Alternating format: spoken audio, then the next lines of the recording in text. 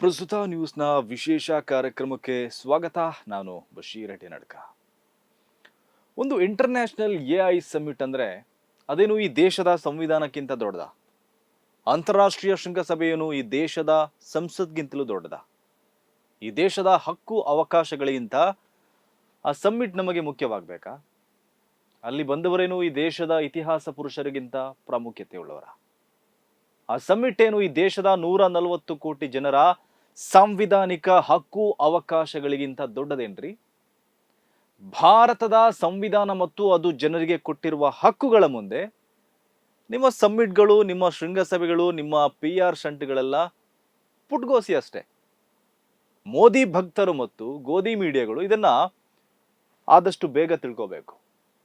Mister Ranganna, AI ಶೃಂಗಸಭೆಯಲ್ಲಿ ಪ್ರತಿಭಟನೆ ಮಾಡಿದರೆ ಅದೆಂಗ್ರಿ ದೇಶದ್ರೋಹ ಆಗತ್ತೆ? ಮಿಸ್ಟರ್ ಅಜಿತ್, ಅಲ್ಲಿ ಪ್ರತಿಭಟನೆ ಮಾಡಿದ್ದು ದೇಶಕ್ಕೆ ಮಾಡುವ ಅಪಮಾನ ಹೆಂಗಾಗತ್ತಪ್ಪ?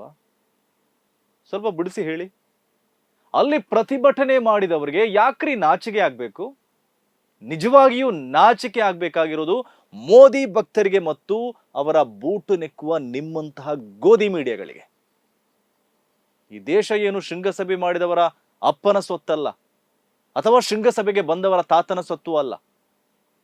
ನೀವು ದುಷ್ಟರೆಲ್ಲ ಸೇರ್ಕೊಂಡು ಸುಳ್ಳು ನೆರೇಟಿವ್ ಕಟ್ಟಿ ಸಮಾಜದ ದಿಕ್ಕು ತಪ್ಪಿಸ್ತಾ ಇದ್ದೀರಲ್ಲ, ನಿಮ್ಗೆ ತಕ್ಕ ಉತ್ತರ ಕೊಡ್ಲೇಬೇಕಾಗತ್ತೆ.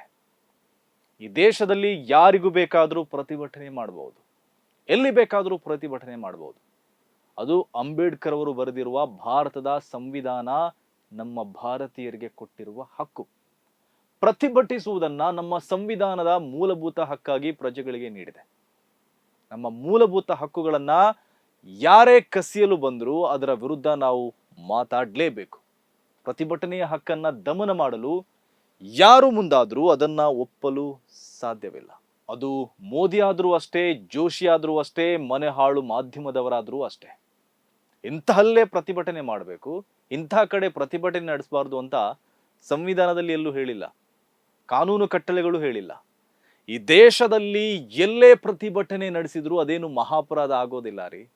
ಪ್ರತಿಭಟನೆ ಅನ್ನೋದು ಈ ದೇಶದಲ್ಲಿ ತಪ್ಪೇ ಅಲ್ಲ, ಅದು ಸಾಂವಿಧಾನಿಕ ಅಧಿಕಾರ. ಪ್ರತಿಭಟನೆಗಳು ಅಪರಾಧವೂ ಆಗೋದಿಲ್ಲ, ಅದರಿಂದ ದೇಶಕ್ಕೆ ಯಾವುದೇ ಅಪಮಾನವೂ ಆಗೋದಿಲ್ಲ. ದೆಹಲಿಯಲ್ಲಿ ಯುವ ಕಾಂಗ್ರೆಸ್ನವರು ನಡೆಸಿದ ಪ್ರತಿಭಟನೆಯನ್ನ ಹಿಡಿದುಕೊಂಡು ಅಪಪ್ರಚಾರ ಮಾಡ್ತಾ ಇರೋ ದುಷ್ಟಕೂಟದವರು ಮೊದಲು ಈ ವಿಚಾರವನ್ನ ತಿಳ್ಕೋಬೇಕು. ಪ್ರತಿಭಟನೆಗಳು ಸಾರ್ವಜನಿಕವಾಗಿ ಅಥವಾ ಸಾರ್ವಜನಿಕರಿಗೆ ತೊಂದರೆ ಕೊಡಬಾರದು ಅಷ್ಟೇ. ಹಾಗೆ ಪ್ರತಿಭಟನೆಗಳು ಹಿಂಸಾತ್ಮಕವಾಗಿರಬಾರ್ದು, ಇನ್ನೊಬ್ಬರಿಗೆ ತೊಂದರೆ ಕೊಡಬಾರ್ದು, ಇನ್ನೊಬ್ಬರಿಗೆ ಹಾನಿ ಮಾಡಬಾರ್ದು. ಅಷ್ಟಿದ್ರೆ ಸಾಕು. ಮೋದಿ ಭಕ್ತರೇ, ಈಗ ಹೇಳಿ, ದೆಹಲಿಯ ಎಐ ಶೃಂಗಸಭೆಯಲ್ಲಿ ಯುವ ಕಾಂಗ್ರೆಸ್ ನಾಯಕರು ಮತ್ತು ಕಾರ್ಯಕರ್ತರು ನಡೆಸಿದ ಪ್ರತಿಭಟನೆ ಹೇಗೆ ಅಪರಾಧ ಆಗತ್ತೆ? ಆ ಪ್ರತಿಭಟನೆ ಹಿಂಸಾತ್ಮಕವಾಗಿರಲಿಲ್ಲ, ಯಾರಿಗೂ ಹಾನಿ ಮಾಡಿಲ್ಲ, ಯಾರಿಗೂ ತೊಂದರೆ ಕೊಟ್ಟಿಲ್ಲ. ಮತ್ತ್ಯಾಕೆ ಅವರ ಪ್ರತಿಭಟನೆಯನ್ನ ನೀವು ದೇಶದ್ರೋಹದ ಕೃತ್ಯ ಅಂತ ಇದ್ದೀರಿ? ಅದು ದೇಶಕ್ಕೆ ಮಾಡಿರುವ ಅಪಮಾನ ಅಂತ ಪ್ರಚಾರ ಮಾಡ್ತಾ ಇದ್ದೀರಲ್ಲ.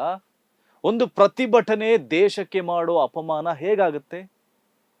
8 ಯುವ ಕಾಂಗ್ರೆಸ್ ನಾಯಕರು ಮತ್ತು ಕಾರ್ಯಕರ್ತರು ಬಂದಿದ್ದಾರೆ. ಮೋದಿ ಸರ್ಕಾರದ ನೀತಿಗಳನ್ನ ವಿರೋಧಿಸಿ ಬಟ್ಟೆ ತೆಗೆದು ಘೋಷಣೆ ಕೂಗಿದ್ದಾರೆ. ಅಲ್ಲಿ ಬಟ್ಟೆ ಬಿಚ್ಚಿ ಅರೆಬೆತ್ತಲೆಯಾಗಿ ಪ್ರತಿಭಟಿಸಿದ್ದಾರೆ. ಅದೇನು ಅರೆಬೆತ್ತಲೆಯೂ ಅಲ್ಲ, ಅವರು ಬಟ್ಟೆ ತೆಗೆದ್ರು, ಎಲ್ಲರೂ ಒಳಗೆ ಬನಿಯನ್ ಹಾಕಿದ್ರು. ಹಾಗಾಗಿ ಅಲ್ಲಿದ್ದವರೇನು ಮುಜುಗರ ಆಗುವಂತಹ ವಾತಾವರಣ ಇರಲಿಲ್ಲ. ಬಳಿಕ ಭದ್ರತಾ ಸಿಬ್ಬಂದಿಗಳು ಅವರನ್ನ ಎಳ್ಕೊಂಡು ಹೋಗಿದ್ದಾರೆ, ಅಲ್ಲಿ ಅಷ್ಟೇ ಆಗಿರೋದು. ಅದನ್ನೇ ಇವರು ಇಡೀ ದೇಶವೇ ಅಲ್ಲೋಲ ಕಲ್ಲೋಲ ಆಗಿರುವ ತರ ಚಿತ್ರಿಸ್ತಾ ಇದ್ದಾರೆ. ಪ್ರತಿಭಟಿಸಿದ್ದನ್ನೇ ಮಹಾ ಅಪರಾಧ ಎಂಬಂತೆ ಪ್ರಚಾರ ಮಾಡ್ತಾ ಇದ್ದಾರೆ. ಈಗ ಯೂತ್ ಕಾಂಗ್ರೆಸ್ ರಾಷ್ಟ್ರಾಧ್ಯಕ್ಷರ ಬಂಧನವೂ ಆಗಿದೆ. ಒಂದು ಸಣ್ಣ ಪ್ರತಿಭಟನೆ ನಡೆಸಿದ್ದಕ್ಕೆ ಸಾಲು ಸಾಲು ಬಂಧನ ಆಗುತ್ತೆ ಅಂದ್ರೆ ದೇಶದ ಅವಸ್ಥೆ ಏನ್ರಿ? ಈ ದೇಶದ ಸಂಸತ್ನಲ್ಲಿ ಪ್ರತಿಭಟನೆ ಮಾಡೋಕೆ ಅವಕಾಶ ಇದೆ. ಈ ದೇಶದ ನ್ಯಾಯಾಂಗದ ಮುಂದೆಯೂ ಪ್ರತಿಭಟಿಸಬಹುದು.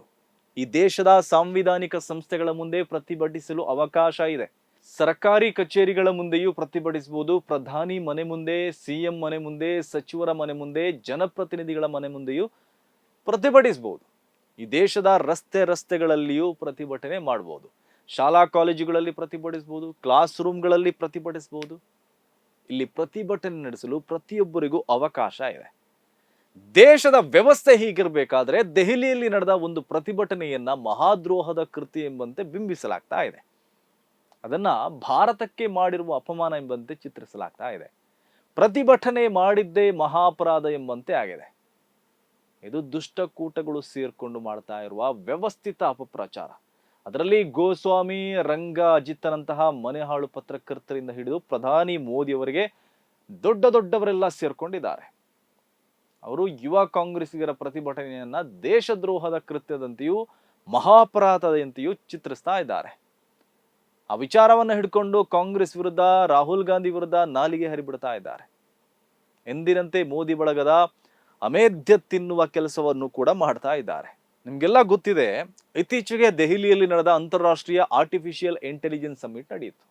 ಅದರ ಆರಂಭದಲ್ಲಿ ಏನೆಲ್ಲ ಎಡವಟ್ಟುಗಳಾಯಿತು ಅಂತ ಇಡೀ ಜಗತ್ತೇ ನೋಡಿದೆ. ಚೀನಾದ ರೋಬೋಟ್ ಡಾಗ್ ಅನ್ನ ನೋಯ್ಡಾದ ಗಲ್ಗೋಟಿಯ ಬಿಬಿಯವರು ನಮ್ಮ ನಾಯಿ ಅಂತ ಸುಳ್ಳು ಹೇಳಿ ಸಿಕ್ಕಿಬಿದ್ರು. ಅದರ ಜೊತೆ ನಮ್ಮ ದೇಶಕ್ಕೆ ಮುಜುಗರ ಆಗುವಂತಹ ಇನ್ನೊಂದಿಷ್ಟು ಘಟನೆಗಳು ಕೂಡ ನಡೆದವು. ಆದ್ರೆ ಅದ್ಯಾವುದು ಈ ದುಷ್ಟಕೂಟಕ್ಕೆ ವಿಷಯವೇ ಅಲ್ಲ ರೀ. ಅವರು ಪ್ರಭುತ್ವದ ಬೂಟು ನೆಕ್ಕುತ್ತಾ ದೇಶಕ್ಕೆ ಆಗುವ ಮುಜುಗರವನ್ನ, ಅಪಮಾನಗಳನ್ನ ಸಹಿಸಿಕೊಳ್ತಾರೆ. ಆದರೆ ಮೋದಿ ವಿರೋಧಿಗಳು ಸಂವಿಧಾನದಡಿಯಲ್ಲಿ ಪ್ರತಿಭಟನೆ ಮಾಡಿದರೆ ಅದನ್ನ ಅವರು ಸಹಿಸೋದಿಲ್ಲ. ಅವರ ಪ್ರತಿಭಟನೆಯನ್ನೇ ಈ ದುಷ್ಟಕೂಟಗಳು ಸೇರಿ ಹಂಗಾಮ ಮಾಡಿಬಿಟ್ಟಿದೆ. ಏನೋ ನಡೆಯಬಾರದು ನಡೆದಿದೆ, ಮಾಡಬಾರದನ್ನ ಮಾಡಿದ್ದಾರೆ ಎಂಬಂತೆ ಬಿಂಬಿಸ್ತಾ ಇದ್ದಾರೆ. ಯುವ ಕಾಂಗ್ರೆಸ್ಸಿಗರ ಪ್ರತಿಭಟನೆಯನ್ನ ದೇಶದ್ರೋಹದ ಕೃತ್ಯ ಅಂತ ಹೇಳ್ತಾ ಇದ್ದಾರೆ. ಬೇರೆಲ್ಲ ಕಡೆ ಮಾಡಿದರೆ ಓಕೆ, ಅಂತಾರಾಷ್ಟ್ರೀಯ ನಾಯಕರು ಮತ್ತು ಅತಿಥಿಗಳು ಹಾಜರಿದ್ದ ಶೃಂಗಸಭೆಯಲ್ಲಿ ಮಾಡಬಾರ್ದಿತ್ತು ಅಂತ ಇವರು ವಾದ ಮಾಡ್ತಾ ಇದ್ದಾರೆ. ಯಾಕ್ರಿ ಮಾಡಬಾರ್ದು? ವಿದೇಶಿ ಅತಿಥಿಗಳ ಮುಂದೆ ಯಾಕೆ ಪ್ರತಿಭಟನೆ ಮಾಡಬಾರ್ದು? ಅತಿಥಿಗಳ ಮುಂದೆ ಪ್ರತಿಭಟನೆ ಮಾಡಿದರೆ ಏನ್ ತೊಂದರೆ? ಅವರಿಗೂ ಗೊತ್ತಾಗ್ಲಿ ಬಿಡ್ರಿ. ಮೋದಿಯ ವೈಫಲ್ಯಗಳು ಅವರಿಗೂ ಗೊತ್ತಾಗ್ಬೇಕಲ್ಲ. ಅವರಿಗೆ ಈಗಾಗಲೇ ಗೊತ್ತಿದೆ, ಇಡೀ ಜಗತ್ತಿಗೂ ಗೊತ್ತಿದೆ. ಅಮೆರಿಕದ ಮುಂದೆ ಶರಣಾಗಿದ್ದು ಟ್ರಂಪ್ಗೆ ತಲೆಬಾಗಿರುವುದು ಎಲ್ಲವೂ ಕೂಡ ಗೊತ್ತಿದೆ. ತನ್ನ ಉದ್ಯಮ ಮಿತ್ರರಿಗಾಗಿ ಅವರು ಭಾರತವನ್ನ ಮಾರ್ತಾ ಇರೋದು ಇಡೀ ಜಗತ್ತಿಗೆ ಗೊತ್ತಿದೆ. ಎಫ್ಸ್ಟೈನ್ ಫೈಲ್ ಮತ್ತು ಅದರ ಸುತ್ತಲೂ ನಡೆದಿರುವ ಬೆಳವಣಿಗೆಗಳು ಜಗತ್ತಿಗೆ ಗೊತ್ತಿದೆ. ಅದಾನಿಯನ್ನ ಬಚಾವ್ ಮಾಡಲು ಹೆಣಗಾಡ್ತಾ ಇರೋದು ಕೂಡ ಜಗತ್ತಿಗೆ ಗೊತ್ತಿದೆ. ಈಗಾಗಲೇ ಎಲ್ಲಾ ಮುಜುಗರ ಆಗಿದೆ. ಆಗಿರುವಾಗ ಮೋದಿ ವಿರುದ್ಧ ಅಲ್ಲಿ ಪ್ರತಿಭಟಿಸಿದರೆ ಆಗುವ ಹೊಸ ಮುಜುಗರ ಏನೂ ಇಲ್ಲ. ಸುಮ್ಮನೆ ಈ ಗೋಧಿ ಮೀಡಿಯಾಗಳು BP ರೈಸ್ ಮಾಡ್ಕೊಳ್ಳುವ ಅಗತ್ಯವೇ ಇಲ್ಲ ರೀ. ಗೋಧಿ ಮೀಡಿಯಾಗಳು ಮೋದಿ ವೈಫಲ್ಯವನ್ನ ಎಷ್ಟೇ ಮುಚ್ಚಿಟ್ರೂ ಅದು ಹೊರಗೆ ಬಂದಿದೆ, ಜಗಜ್ಜಾಹೀರಾಗಿದೆ, ಜಾಗತಿಕವಾಗಿ ಬಹಿರಂಗಗೊಂಡಿದೆ. 56 ಇಂಚಿನ ಎದೆ ಎಷ್ಟು ದುರ್ಬಲ ಅಂತ ಎಲ್ರಿಗೂ ಗೊತ್ತಿದೆ ಬಿಡಿ. ಮೋದಿಯವರು ಎಷ್ಟು ದುರ್ಬಲ ಪ್ರಧಾನಿ ನೋಡಿ. ಅವರು ಟ್ರಂಪ್ ಮುಂದೆ ಮಾತಾಡಲ್ಲ. ಟ್ರಂಪ್ ಭಾರತಕ್ಕೆ ಅಪಮಾನ ಮಾಡ್ತಾ ಇದ್ರು ಸೊಲ್ಲೆತ್ತಲ್ಲ. ಆದ್ರೆ ಯೂತ್ ಕಾಂಗ್ರೆಸ್ ಪ್ರತಿಭಟನೆ ಬಗ್ಗೆ ಹರಿಹಾಯ್ತಾರೆ. ಜಾಗತಿಕ AI ಕಾರ್ಯಕ್ರಮದಲ್ಲಿ ಕಾಂಗ್ರೆಸ್ ಕೊಳಕು ಮತ್ತು ಬೆತ್ತಲೆ ಪ್ರದರ್ಶನ ಮಾಡಿದೆ ಅಂತ ದೂರಿದ್ದಾರೆ. AI ಕಾರ್ಯಕ್ರಮ ಬಿಜೆಪಿ ಕಾರ್ಯಕ್ರಮ ಅಲ್ಲ, ಅದು ದೇಶದ ಕಾರ್ಯಕ್ರಮ ಅನ್ನೋದು ಕಾಂಗ್ರೆಸ್ಸಿಗರಿಗೆ ಗೊತ್ತಿರಬೇಕು ಅಂದಿದ್ದಾರೆ. ಓಕೆ, ಮೋದಿಯ ಮಾತನ್ನೇ ಒಪ್ಪಿಕೊಳ್ಳೋದಾದ್ರೆ ಅದು ಕಾಂಗ್ರೆಸ್ಸಿಗರಿಗೆ ಗೊತ್ತಿರುವ ಮೊದಲು ಮೋದಿಯವರಿಗೂ ಗೊತ್ತಿರಬೇಕಾಗತ್ತೆ. ದೇಶದ ಕಾರ್ಯಕ್ರಮಗಳನ್ನೆಲ್ಲ ಇವರು ಬಿಜೆಪಿಯ ಕಾರ್ಯಕ್ರಮದ ತರವೇ ಮಾಡ್ತಾ ಇದ್ದಾರೆ. ದೆಹಲಿಯಲ್ಲಿ ನಡೆದ ಜಾಗತಿಕ AI ಸಮ್ಮಿಟ್ಗೆ ಇವರು ಈ ದೇಶದ ವಿರೋಧ ಪಕ್ಷದ ನಾಯಕರನ್ನೇ ಆಹ್ವಾನಿಸಿಲ್ಲ ರೀ. ವಿದೇಶಿ ಅತಿಥಿಗಳು ಬಂದಾಗ್ಲೂ ಇವರು ಲೋಕಸಭೆಯ ವಿರೋಧ ಪಕ್ಷದ ನಾಯಕನಿಗೆ ಆಹ್ವಾನ ಕೊಡಲ್ಲ. ಕಾಂಗ್ರೆಸ್ ಸಂಸದ ಶಶಿ ತರೂರ್ ಅವರನ್ನ ಡಿನ್ನರ್ಗೆ ಕರೆಯುವಾಗ ರಾಹುಲ್ ಗಾಂಧಿಗೂ ಆಹ್ವಾನ ಕೊಡಬೇಕು ಎಂಬ ವಿವೇಚನೆ ಇವರಲ್ಲಿ ಇರಲಿಲ್ಲ. ವಿಪಕ್ಷ ನಾಯಕನಾಗಿ ರಾಹುಲ್ ಗಾಂಧಿ ಸ್ವಾತಂತ್ರ್ಯ ದಿನಾಚರಣೆ ಮತ್ತು ಗಣರಾಜ್ಯೋತ್ಸವ ಕಾರ್ಯಕ್ರಮಕ್ಕೆ ಹೋದ್ರೆ ಹಿಂದಿನ ಸಾಲಿನಲ್ಲಿ ಕೂರಿಸಿ ಅಪಮಾನಿಸುವವರು ಇವರು. ಇವರೆಲ್ಲ ದೇಶ ವ್ಯವಸ್ಥೆ ಅಂತ ಮಾತಾಡ್ತಾರೆ. ಇವರೊಂದು ಪುಟ್ಟ ಪ್ರತಿಭಟನೆಯನ್ನ ದೇಶದ ಮಾನ ಮರ್ಯಾದೆಯ ಲೆವೆಲ್ಗೆ ತಂದು ಅದನ್ನ ರಾಜಕೀಯ ಮಾಡ್ತಾ ಇದ್ದಾರೆ. ಅಸಲಿಗೆ ದೇಶದ ಮಾನ ಮರ್ಯಾದೆಯನ್ನ ಇವರೇ ಹಾಳು ಮಾಡಿರೋದು. ಇವರು ಜೀವ ವಿರೋಧಿ ಸಿದ್ಧಾಂತಗಳು, ಇವರ ಧರ್ಮದ್ವೇಷದ ರಾಜಕಾರಣ, ಇವರ ಮೂಗಿನಡಿ ನಡೆದ ನರಮೇಧಗಳು, ಇವರಿಗೆ ಜಾಗತಿಕ ದೇಶಗಳು ಹಾಕಿದ್ದ ಬಹಿಷ್ಕಾರಗಳು ಎಲ್ಲವನ್ನ ಇವರು ಮರೆತಂತ ಇದೆ. ರೇಪಿಸ್ಟ್ ಎಫ್ಸ್ಟೀನ್ ಜೊತೆ ಸಂಪರ್ಕದಲ್ಲಿದ್ದವರು ಈಗಲೂ ಇವರ ಸಂಪುಟದ ಕ್ಯಾಬಿನೆಟ್ ನಲ್ಲಿ ಮಂತ್ರಿಯಾಗಿದ್ದಾನೆ. ಇದೆಲ್ಲ ಇವರಿಗೆ ನಾಚಿಕೆ ತರಿಸಲ್ಲ. ಒಂದು ಪ್ರತಿಭಟನೆ ಮಾಡಿದ್ದು ಮಾತ್ರ ನಾಚಿಕೆಗೇಡಿನ ವಿಷಯವಾಗಿದೆ. ನಾಚಿಕೆ ಇಲ್ಲದವರು ಅದ್ಯಾಕೆ ನಾಚಿಕೊಂಡ್ರೋ ಗೊತ್ತಿಲ್ಲ. ಇದು ಇವತ್ತಿನ ಪ್ರಸ್ತುತ ನ್ಯೂಸ್ ವಿಶೇಷ. ಸುದ್ದಿಗಳ ವಸ್ತುನಿಷ್ಠ ವಿಶ್ಲೇಷಣೆಗಾಗಿ ನೋಡ್ತಾ ಇರಿ ಪ್ರಸ್ತುತ ನ್ಯೂಸ್.